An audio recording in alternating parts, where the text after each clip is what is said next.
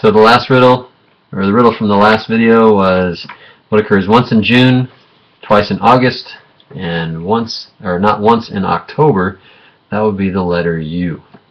I hope you got that. If you didn't, better luck next time. Section 7.3 Part 2. So we just explained the concept of how I'm going to teach you how to find the volume of solid when you're rotating a region around a line that's not either the X or the Y axis. So you can read this paragraph here. The bottom line is the students generally do pretty well on finding volumes if the line of rotation is the X or Y axis. But when it's other than one of those two axes, then that's when it's just really easy to make mistakes. It's the concept itself is really not that bad, but it's there's just so many places where you can make an error. So instead of using the book method, the washer method, I'm going to try to help explain this to you using the disc method that I taught you in the last part 1 of section 7.3, using discs in an effort to help you understand the concept of what's going on. So that's what these problems are. Regions that are going to be rotated around a line that's not either the X or the Y axis. So there's going to be a little gap in between, which is how we get that hole in the middle of our solid, which is what I explained in the last video. So if you don't have your calculator yet, make sure you get that out and type in the two functions, y equals the square root of x plus 2, and y2 is going to equal e to the x. So you want to be consistent with the way you see it on my calculator. Type in the y1 and the y2 the way you see it here. Okay. Pause the video if you haven't done that yet, because I'm going to keep going. Okay. Hopefully you've been able to print out the notes, because it's just going to be easier for you if you have done that. Let me brighten things up a little bit here. Okay. Because then you have a nice color picture, and you'll be able to see the different colors I'm going to use depending on what we're trying to find. So I'll explain that. So we're going to start with, hopefully you'll understand here that I'm going to be using the same colors over and over again, and indicating the upper curve or the lower curve or whatever. But anyway, let's go ahead and get started.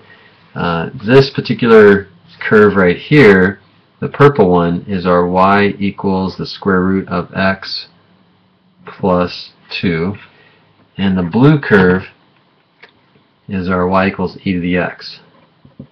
So this is not necessarily to scale, because it's not to scale because what I did was here I moved it over a little bit so that you could it'd be easier to see how to draw the discs and easier to see the volume. But nevertheless, if you graph these two functions on your calculator, it should look just like that. Okay. So if you adjust the viewing window to make it a little bit easier to visualize, that's what you're going to get.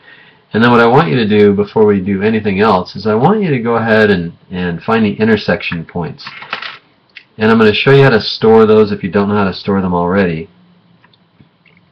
We're going to go type in second calculate 5 for intersect, and it's asking us for first curve, second curve. So the cursor is on y1, enter. The cursor is now on y2, enter.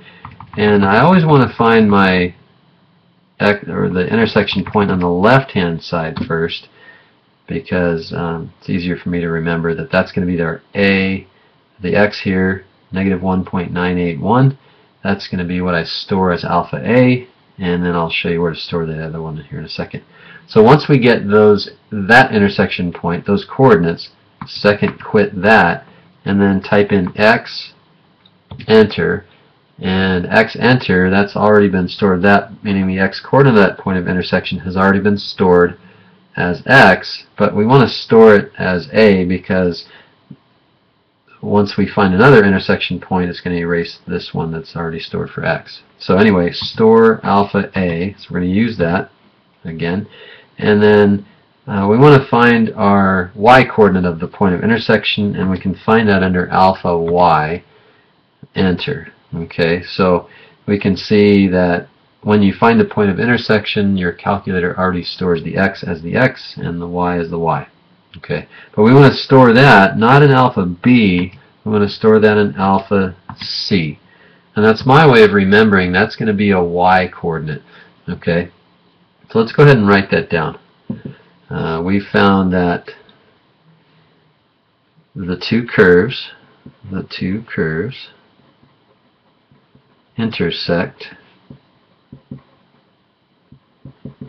at was alpha A. Alpha A was negative 1.98, negative 1.981, comma, alpha C, and that's 0.138. Now what you don't want to do, please do not do this, you don't want to use these approximations in your further calculations. Okay, you don't want to do that. You want to store these, which is like what we just did.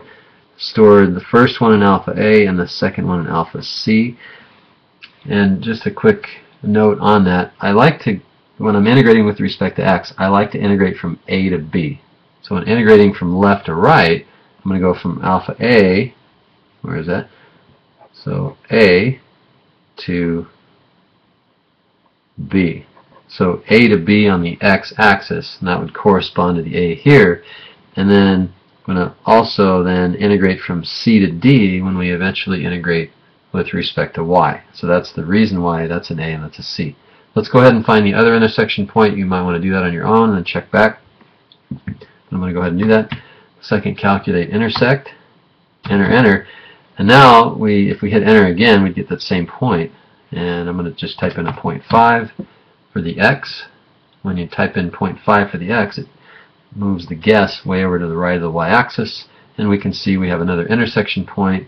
And we second click that, do the same thing, x, enter. I'm going to store that guy, the x coordinate of the other point, in alpha b. Okay, that's 0.448. So these two curves intersect at 0.448, and that's my alpha b, comma, and then alpha y. Alpha y, enter, is 1.564. Okay, and again, I'm going to store that in alpha d. It's really important you store these values because you don't want to have to keep typing those in. And we get alpha d. So you have to also keep in mind that you want to define what you're writing down as your A, B, C, and D. 1.564, that's your D. So as long as you do that, now you don't have to write those decimals anymore. You can just write your A, B, C, or D, whatever you want. Alright. I'm already at 8 minutes, so maybe I should go ahead and take a break here. And yeah, I'll do this in 2 parts. Let's see. Riddle. Let's see here. Okay. There's another riddle. Paris starts with a P and ends with an E. Is this true? Paris starts with a P and ends with an E. Is this true? We'll get back to you at the beginning of the next video.